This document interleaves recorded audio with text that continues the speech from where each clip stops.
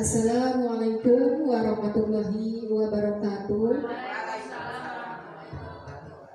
Alhamdulillahirabbil alamin wa bihi nasta'inu ala umuri dunya waddin wa ala alihi wa sahbihi ajmain. Puji dan syukur kita panjatkan ke Zat Ilahi Rabbi yang telah memberikan kenikmatan kepada kita semua, nikmat iman, nikmat Islam, nikmat bisa berkumpul di tempat ini dalam keadaan sehat walafiat.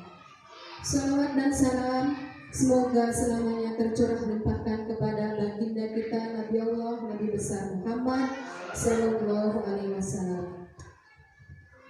Bapak, Ibu guru, rekan sejawat dan juga ibu-ibu senior, guru saya yang saya hormati. Alhamdulillah pada hari ini saya akan melakukan diseminasi tentang budaya positif. Ya, insya Allah secara bertahap saya akan memaparkan tentang budaya positif ini yang mudah-mudahan kita bisa melaksanakannya di sekolah kita. Budaya positif. Budaya positif tersebut terdiri dari perubahan paradigma stimulus respon,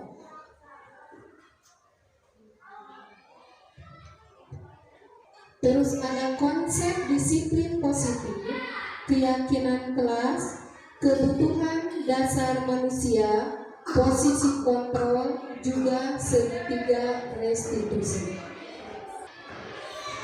Apa itu perubahan paradigma? Perubahan paradigma stimulus respon yaitu proses perubahan kecil pada diri sendiri akan terjadi atas kesadaran pribadinya. Jadi maksudnya ini secara respect ya, secara respect terjadi pada diri kita masing-masing. Yang selanjutnya yaitu disiplin positif. Disiplin positif merupakan menumbuhkan disiplin yang didorong dalam diri anak tanpa hukuman dan hadiah. Maksud di sini, ketika kita menemukan anak yang mempunyai kesalahan, berarti kita memang biasanya respect ya Bapak Ibu ya, respect, kita panggil anak tersebut lalu kita beri hukuman atau sanksi berupa apapun itu. Itu sih, nanti selanjutnya akan kita bahas. Yang selanjutnya adalah keyakinan kelas. Apa itu keyakinan kelas? Keyakinan kelas merupakan metode untuk menimbulkan kembali disiplin positif yang didasari oleh motivasi dari dalam. Apakah ibu-ibu di kelasnya masing-masing mempunyai keyakinan kelas? Ada ya, setiap kelas pasti mempunyai keyakinan kelas yang telah disepakati bersama ya antara guru dengan siswa di kelas. Jadi ketika kita membuat keyakinan kelas, jangan sampai kita sendiri seorang wali kelasnya yang membuat keyakinan kelas tersebut, tapi harus dari hasil kesepakatan antara guru dengan siswa. Yang selanjutnya, posisi kontrol. Apa itu posisi kontrol? Posisi kontrol merupakan mengawasi setiap tingkah laku siswa saat di sekolah berdasarkan ketentuan atau peraturan yang berlaku. Misalkan seperti ini ya. Posisi kontrol seorang guru itu ada yang bersifat manajer, ada yang bersifat penghukum, ada yang bersifat teman. Nah, yang diharapkan oleh pemerintah bahwa setiap guru itu mempunyai posisi kontrol manajer. Seperti apa posisi kontrol manajer itu? Nah, bisa diibaratkan jika tadi ya ada anak yang melanggar peraturan atau misalkan terlambat datang ke sekolah, kita sebagai seorang guru atau sebagai seorang pendidik jangan langsung menanyakan kepada anak tersebut kenapa kamu datang terlambat, tapi kita pancing ya, kita pancing kenapa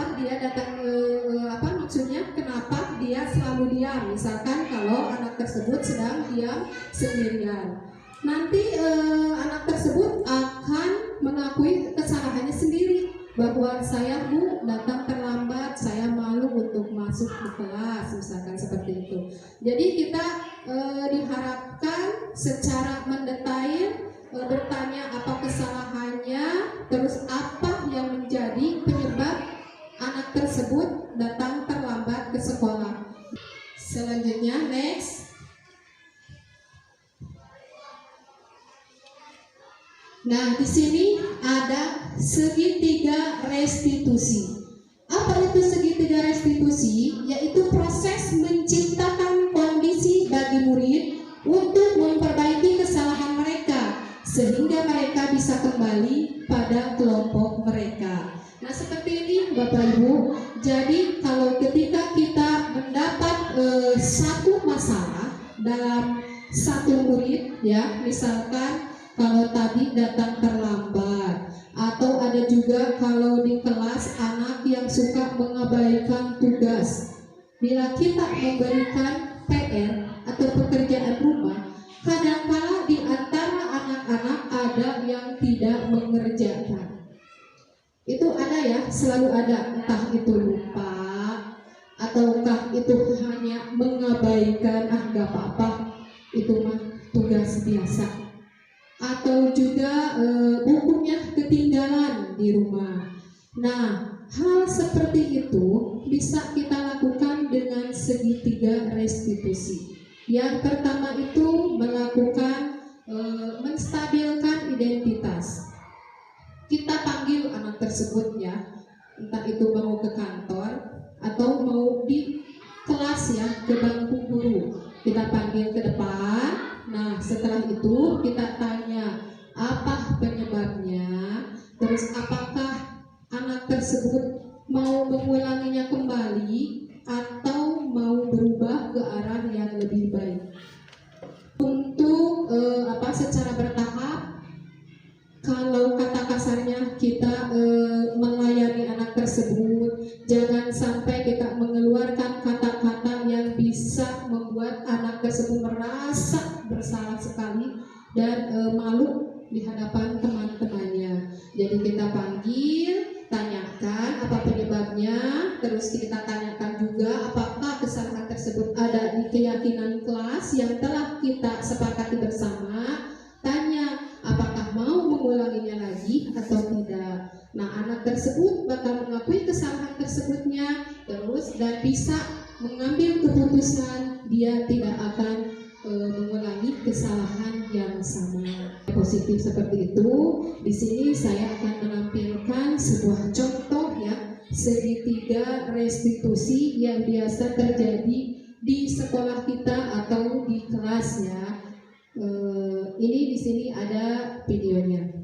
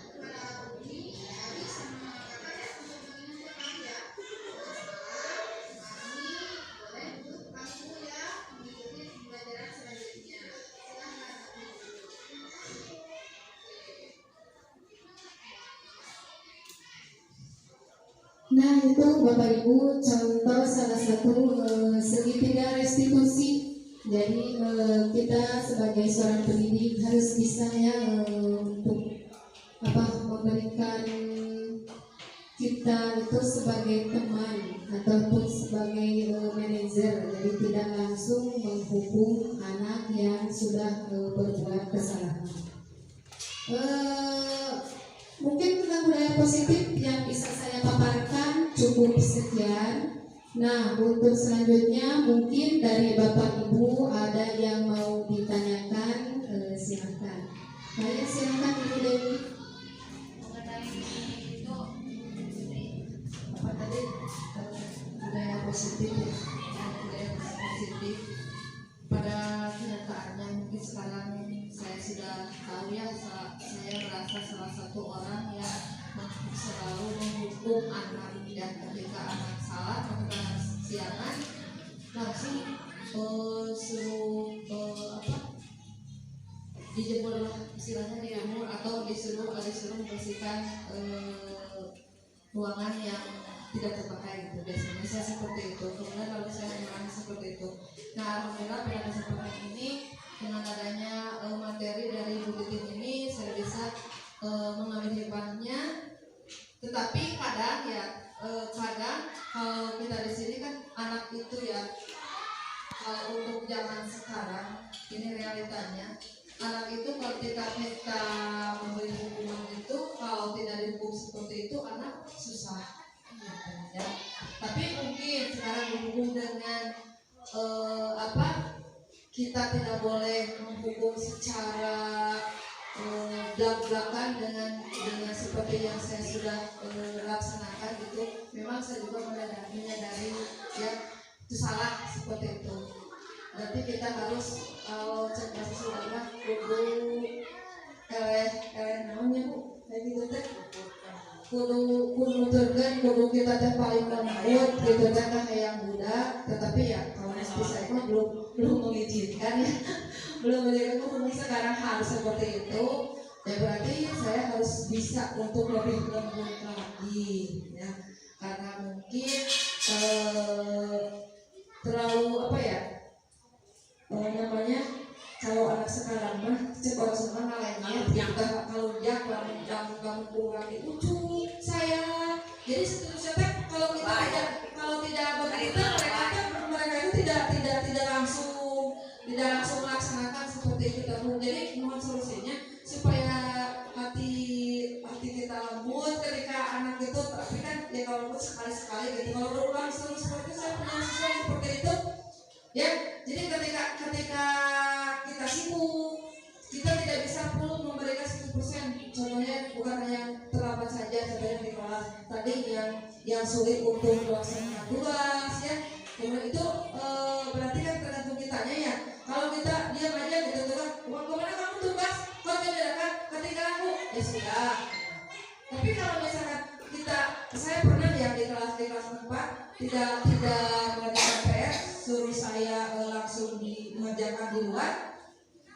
Sudah mengerjakan di luar, tetapi tetap saja mereka itu tidak mengerjakan, walaupun misalkan saya itu sudah sedemikian hal rupa-rupa dilakukan. Kalau tidak bersuara keras itu mereka itu susah. Gimana ya caranya? Solusinya seperti itu. Bagian dari sharing atas kejadian yang sering ditemui di sekolah. Memang ya Ibu, di sekolah biasanya kita secara respect kalau menemukan anak bersalah kita panggil, kita beri sanksi ataupun kita hukum langsung di tempat tersebut. Tapi ya kadang-kadang kita sulit untuk membuat atau memberikan yang nasihat secara beruntun dengan lemah lembut, karena anak kebanyakan biasanya rada nyeleweng. Jadi kalau tidak dikeraskan, tidak diberi kekerasan secara ucapan ataupun secara hukuman, biasanya anak juga itu selalu mengulangi kembali kesalahan yang sama.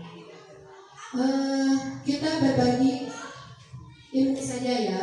Sebenarnya memang bukan di sekolah kita saja, tapi di sekolah lain pun sama. Kejadian tersebut itu sering terjadi. Jika ada anak bersalah, kita respect, langsung beri hukuman. Nah, jika ada anak yang berbuat kebaikan atau mendapatkan prestasi, biasa kita beri hadiah. Itu kan ya yang biasa kita lakukan. Saya sendiri juga seperti itu ya Bu Dewi ya. Jadi kalau ada anak bersalah, saya panggil, langsung saya beri sanksi atau hukuman, baik itu berupa ilmu pembelajaran ataupun berupa berbuat sesuatu ya, berbuat melakukan apa yang kita perintahkan. Tapi sejauh ini setelah saya mempelajari tentang budaya positif ini, saya sedikit demi sedikit ya Bu, sedikit demi sedikit saya terapkan kepada siswa. Jadi ketika saya yang selalu berbuat salah, entah itu mengabaikan tugas dari guru ataupun menyeleweng ketika kita menyampaikan pembelajaran, jadi tidak fokus, seolah-olah dia mengalengnya kalau bahasa Sunda namanya. Jadi secara solusinya kita berusaha secara berangsur-angsur, kita berusaha secara sedikit demi sedikit untuk melakukan hal tersebut, karena itu merupakan sudah menjadi apa ya namanya, sudah menjadi karakter kita sebagai pendidik yang harus dibudayakan di sekolah demi mendapatkan atau mewujudkan budaya positif di sekolah. Walaupun itu tantangannya besar, walaupun itu penuh dengan perjuangan, kita berusaha. Kalau sudah berusaha sedikit demi sedikit, masa tidak ada hasilnya? Setidaknya minimalnya ya gitu. Minimalnya kita sudah berusaha melakukan hal yang terbaik bagi mereka. Karena yang sudah saya lakukan ternyata ada juga hasilnya. Ketika saya memberi hukuman dengan ketika saya melakukan segitiga restitusi, ada di antaranya anak yang ketika mau melakukan hal tersebut merasa malu sendiri, bukan karena malu dengan gurunya, tapi malu kemarin juga ibu sudah memaafkan saya dan sudah membahas kembali atau mengingatkan apakah ini masuk dalam keyakinan kelas apa tidak. Misalkan kalau kita membuang sampah sembarangan, ada anak membuang sampah sembarangan, kita tanya kepada mereka yang melakukan hal tersebut, apakah membuang sampah sembarangan itu ada dalam keyakinan kelas? Mereka pasti menjawab ada Bu. Nah, itu hasil kesepakatan siapa dan siapa yang akan melaksanakan perilaku tersebut ya.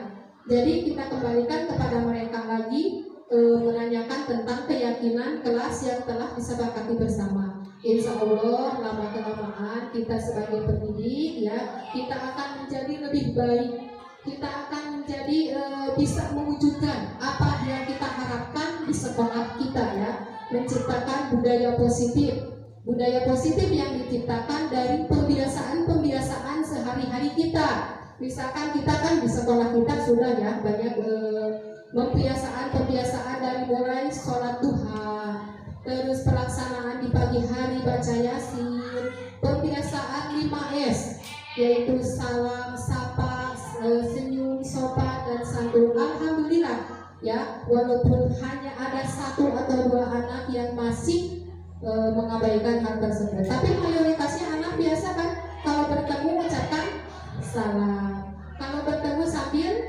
senyum dan menyapa kita dan mempunyai etika sopan santun. Nah, mungkin seperti itu ya Bu Dewi ya solusinya. Jadi mudah-mudahan kita sebagai pendidik bisa menjadi pendidik yang lebih baik lagi, menjadi pendidik yang hebat ya, yang luar biasa seperti yang diharapkan oleh pemerintah kita. Nah, masih adakah yang ingin ditanyakan mungkin dari Bapak Ibu yang lainnya?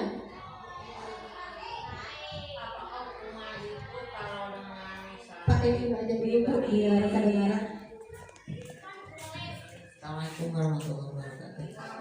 Terima kasih pada Ibu Titin yang sudah memberi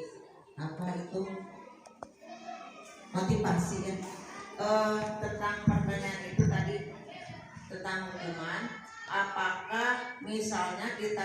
mendukung itu dengan memberi, seperti tadi sudah dikatakan ya, memberi tugas atau apa dari misalnya dari pembelajaran gitu, nah, misalnya itu apakah boleh atau tidak gitu kan, misalnya apalagi kalau kelas yang kecil ya, mungkin kalau disuruh keluar dijemur atau disuruh ke depan gitu kan gak mudah ya. Mungkin kalau kelas yang kecil itu disuruh menulis, misalnya dia itu belum bisa menulis ini atau belum bisa menjawab misalnya pertanyaan, dengan hukuman itu mungkin tidak terasa oleh anak ya, dia terasanya dikasih pembelajaran gitu. Apakah itu suatu hukuman juga bisa diperbolehkan atau tidak untuk semua siswa atau untuk siswa yang masih di bawah gitu, kelas bawah? Mungkin pertanyaan cukup sekian. Wassalamualaikum warahmatullahi wabarakatuh. Terima kasih buat Bunda ya yang telah memberikan pertanyaannya. Sekaligus kita sharing juga ya. Seperti yang tadi saya katakan bahwa menghukum itu ada yang berupa pembelajaran, ada juga yang berupa melakukan sesuatu hal ya, sesuai dengan yang guru perintahkan. Apakah kata Bunda ya, apakah menghukum dengan memberi tugas yang berhubungan dengan pembelajaran itu apakah boleh atau tidak gitu ya Bunda ya. Sebenarnya kalau untuk menghukum dengan cara memberi pembelajaran itu sebenarnya itu boleh tegur secara keras. Misalkan begini ya, misalkan kamu kenapa melakukan hal itu, karena dia melakukan kesalahan, coba sekarang kamu kerjakan ini. Nah, jadi jangan secara langsung, bisa kita tanya dulu apa penyebabnya dia melakukan kesalahan tersebut, apakah masuk akal atau hanya itu kemalasan dia saja ya murid tersebut. Nah, jika memang alasannya sepertinya ibu saya lupa atau ibu bukunya ketinggalan atau apa gitu ya, nah kita bisa memberikan tugas secara utuh. Apakah kamu dengan kesalahan tersebut, apakah kamu siap menerima misalkan tugas dari ibu? Kalau anak siap, iya Bu, saya siap. Nah, ibu ini kamu mengerjakan ini ya sampai selesai, misalkan ya seperti itu.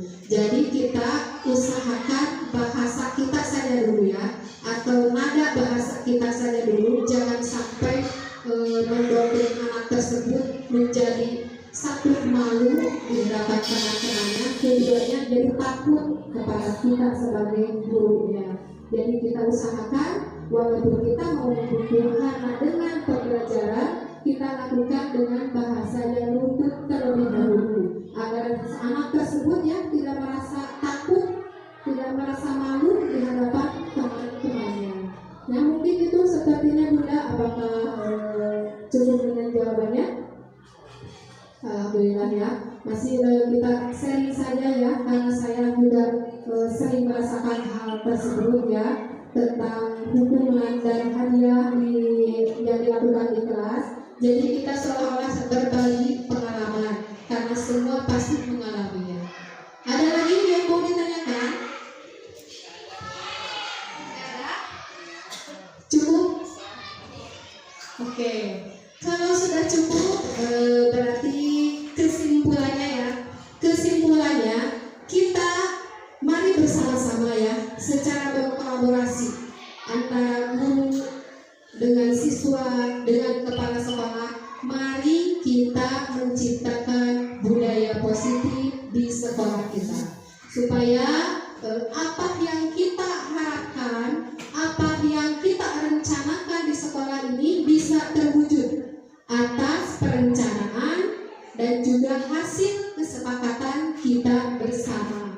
Mari kita bersama-sama ya untuk melakukan budaya positif agar kita bisa mewujudkan hal tersebut, sekolah kita bisa mewujudkan dan menghasilkan siswa-siswi yang terbaik.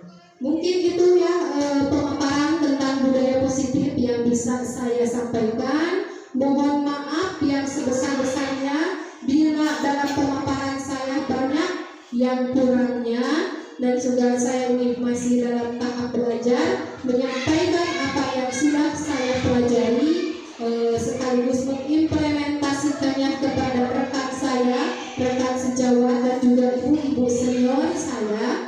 Nanti kita sama-sama mengimplementasikannya kepada siswa kita ya. Sekali lagi mohon maaf yang sebesar-besarnya. Wabillahi taufiq wal hidayah. Wassalamualaikum warahmatullahi wabarakatuh.